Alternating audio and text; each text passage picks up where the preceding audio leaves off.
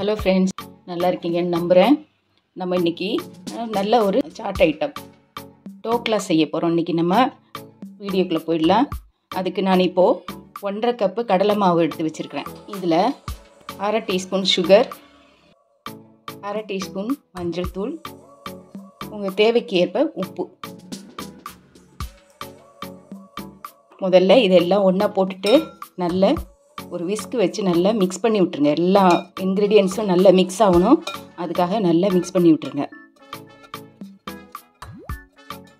Mix ஆகிடுச்சு friends.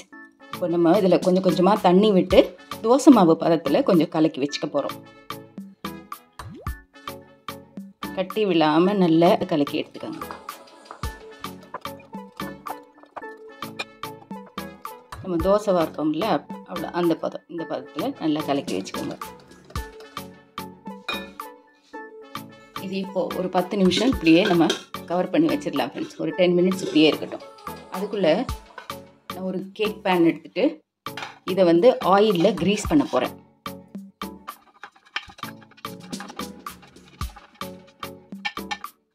Greece பண்ணி வச்சாச்சு ஃப்ரெண்ட்ஸ். அது ஒரு 10 மினிட்ஸ் ஆகட்டும். ஃப்ரெண்ட்ஸ், 10 நிமிஷம் ஆயிடுச்சு. இப்போ நம்ம இதை எடுத்துட்டோம். இதில் 1 டீஸ்பூன், அதாவது 5 கிராம் ஈனோ சேர்க்கணும். உங்களுக்கு அது எப்படி அளக்கணும்னா, 1 டீஸ்பூன் தலை தட்டினது 5 கிராம். பார்த்தீங்களா ஃப்ரெண்ட்ஸ், 1 டீஸ்பூன் தலை தட்டி 5 கிராம் ஈனோ இதில் போடலாம். இப்போ போட்டுட்டு இதை நல்லா மிக்ஸ் பண்ணி விடணும். இது மிக்ஸ் பண்ணும்போது நல்ல ஃப்ராத்தியாக அது மேலே வருது, உங்களுக்கு தெரியும்னு நினைக்கிறேன் ஃப்ரெண்ட்ஸ். இங்கே பாருங்கள் எப்படி அது பொங்கி வருதுன்னு. நல்லா பொங்கி வந்துடுச்சு ஃப்ரெண்ட்ஸ். இப்போ இதை நம்ம கிரீஸ் பண்ணி வச்சுருக்கோம் இல்லை, இந்த கேக் பேனில் ஊற்றிடலாம். அப்படியே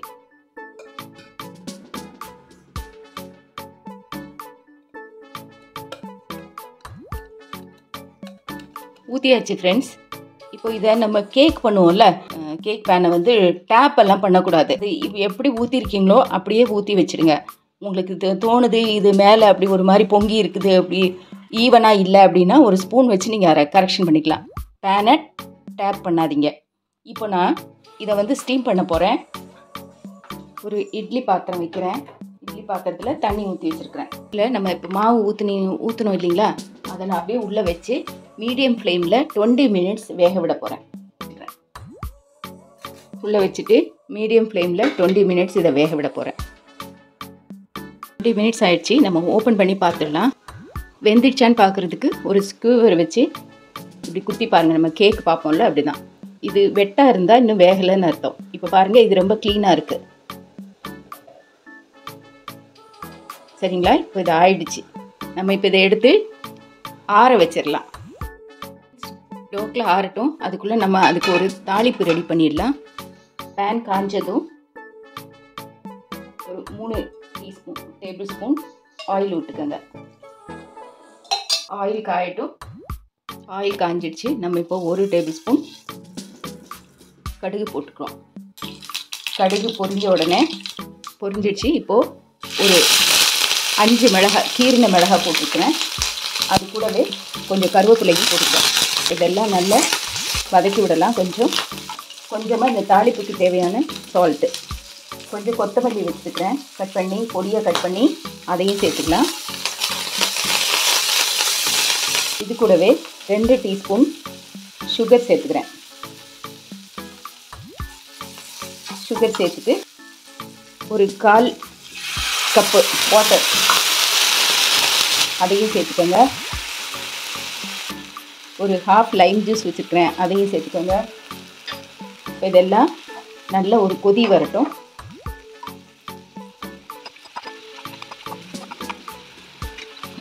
கொதிச்சிடுச்சு ஃப்ரெண்ட்ஸ். இப்போ இதை மூடி வச்சிடலாம். நம்ம டோக்லா இது டெக்கரேட் பண்ணும்போது நான் உங்களுக்கு காமிக்கிறேன். ஃப்ரெண்ட்ஸ், இப்போ நம்ம டோக்லா அதிலேருந்து பிளேட்லேருந்து எடுத்துட்டேன், பேனில் இருந்து. இதை நம்ம கட் பண்ணிடலாம்.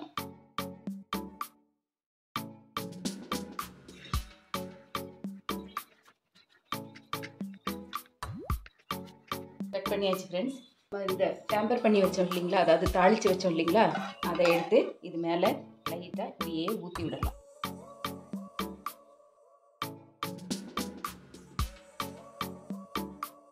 மேலே நான் ஃப்ரெஷ்ஷாக கட் பண்ணி வச்சுருக்கேன் கொத்தமல்லி கொஞ்சம் தூக்கிக்கிறேன். 2 டீஸ்பூன் தேங்காய் துருவல். இவ்வளோதான் நம்மளோட டோக்லா ரெடி ஆயிடுச்சு. பாருங்கள் எவ்வளோ சாஃப்டாக லேயர்லாம் எப்படி வந்திருக்குதுன்னு பாருங்கள். இதுதான் ட்ரெடிஷ்னலாக நம்ம செய்யக்கூடிய டோக்லா. ஃப்ரெண்ட்ஸ் பாருங்கள், டோக்லா சர்வ் பண்ணியாச்சு. நீங்கள் நான் சொன்ன அந்த அளவுகளையும் குறிப்புகளையும் கவனமாக நீங்கள் கேட்டு செஞ்சிங்கன்னா உங்களுக்கும் இது மாதிரி நல்ல ஒரு டோக்லா ரெசிபி கிடைக்கும். நீங்களும் உங்கள் வீட்டில் இது மாதிரி செஞ்சு சாப்பிட்டு பாருங்கள் ஃப்ரெண்ட்ஸ். எப்படி இருக்குன்னு கமெண்டில் சொல்லுங்கள். Okay friends, see you in the next video. Bye, take care.